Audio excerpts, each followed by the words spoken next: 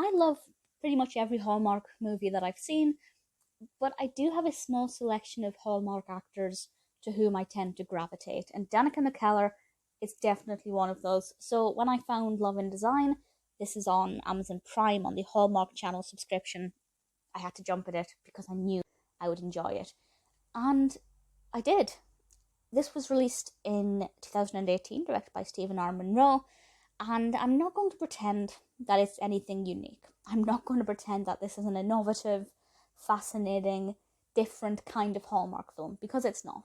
It's got the exact blueprint of boy meets girl, they had some animosity, will they, won't they, while the girl is currently struggling with, and I say the girl, it usually is the female, who is struggling with personal issues, most notably about her career. That's exactly what we're getting here. So, Danica McKellar plays our protagonist, Hannah, and she returns to her hometown in New England to do a 5-part episode of a TV series she presents called Love in Design, where she and a team, of course, renovate a home and modernize it and improve it, and it's like grand designs or 60-minute makeover or whatever. And she goes to this place, this little house. It's not a little house, it's a big house in her little hometown, to transform it. And while she's there, she bumps into an ex. That ex is Jeff, played by Andrew W. Walker.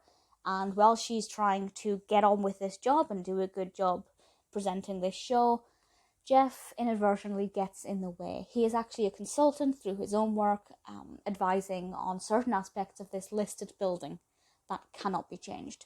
And obviously with Hannah wanting to change a lot of things to improve it, there's already natural conflict there.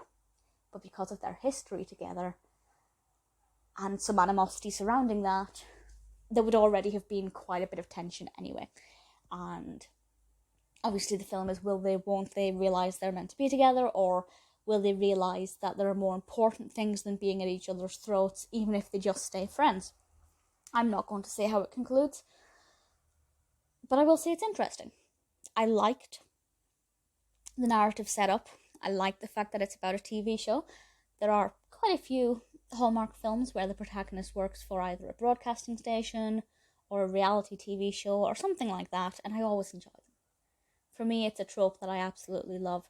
And in terms of the characters, I like them. I really liked Hannah, but I thought she was maybe a bit annoying sometimes because she never really listened. She never really listened to Jeff. Everything Jeff said, she was like, no. And Jeff, on the other hand, was a bit more lenient and a bit more open-minded, which, again, is usually the case. It's very rare that a male character will completely disregard a female's opinion in a Hallmark film. And I don't know if that's because they're scared of being called misogynists, or if it's just because they want the protagonist, whose journey we're following, to be their own kind of internalized antagonist as well. I'm not really sure if that's a conscious thing or just how it plays out. But either way, I thought the dynamic worked really, really well.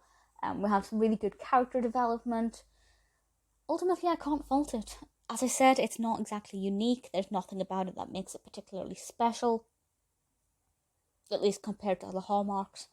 But start to finish, I absolutely enjoyed it. Another great performance from Danica McKellar.